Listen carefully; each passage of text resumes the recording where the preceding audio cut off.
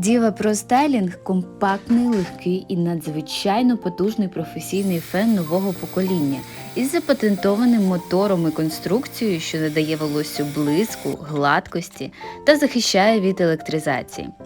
Також до фену можна придбати змінні різнокольорові насадки, тим самим персоналізувати фен.